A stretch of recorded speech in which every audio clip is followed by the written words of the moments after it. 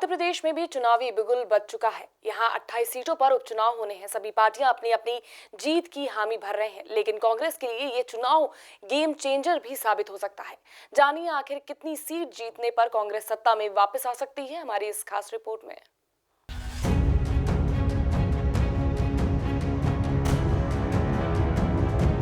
चुनाव आयोग ने मध्य प्रदेश की सभी 28 सीटों पर उपचुनाव की तारीख का ऐलान कर दिया है।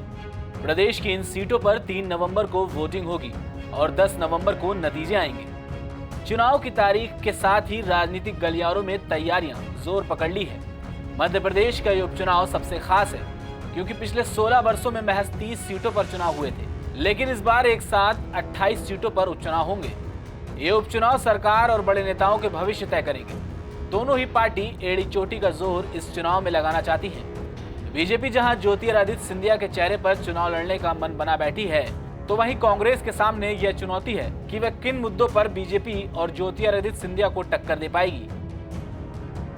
उपचुनाव वैसे तो 28 सीटों पर होना है, लेकिन मध्य प्रदेश की सत्ता का भविष्य कुछ चुनिंदा सीटों के नतीजों से ही तय होना है। बीजेपी को उनको 107 विधायकों के अलावा 7 अन्य विधायकों का भी समर्थन प्राप्त है और उसे पूर्ण बहुमत के लिए 28 में से 9 सीटें जीतने की जरूरत है।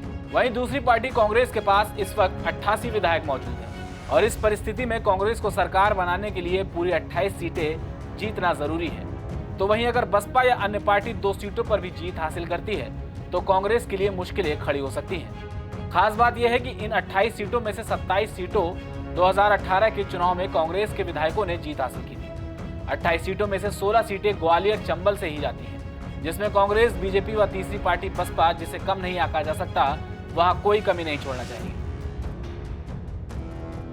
खास बात यह भी है कि शिवराज के नए मंत्रिमंडल में 11 मंत्री ग्वालियर चंबल बेल्ट से ही आते हैं, जिसमें 8 मंत्री सिंधिया गुट के हैं। इससे अंदाजा लगाया जा सकता है कि बीजेपी सिंधिया की हर पसंद को तवज्जो दे रहे हैं, जबकि बीजेपी का नया राजनीतिक केंद्र अब ग्वालियर चंबल को ही माना जा रहा है, क्योंकि यहीं से तय होगा कि सत्ता की कुर्सी पर कौन काबिज होगा। चुनाव की तारीखों का ऐलान होने के बाद पूर्व सीएम कमलनाथ ने इसका स्वागत किया। उन्होंने अपने ट्वीट में लिखा, चुनाव आयोग द्वारा मध्य प्रदेश की 28 सीटों पर 3 नवंबर को उपचुनाव की घोषणा का स्वागत है। कांग्रेस इन उपचुनावों को लेकर पूरी तरह से तैयार है। हमने अभी तक 24 प्रत्याशियों के नाम घोषित कर दिए हैं। शेष नाम भी हम शीघ्र घोषित करेंगे। कमलनाथ ने दूसरे ट्वीट में लिखा, कांग्रेस का परचम इन सीटों पर निश्चित लहराएगा और हम बीजेपी को इन सीटों पर परास्त करेंगे। ये उपचुनाव जनादेश का अपमान, संवैधानिक मूल्य और लोकतंत्र की हत्या करने वालों को कड़े जवाब के रूप में होगा। कमलनाथ तभी से सिंधिया पर हावी हैं जब से उन्होंने कांग्रेस से नाता तोड़ा है। कमलनाथ उपचुनाव में जीत हासिल करके सिंधिया को करारा जवाब देना चाहते हैं, लेकिन कमलनाथ की राह आसान नहीं है। Political desk, prime TV.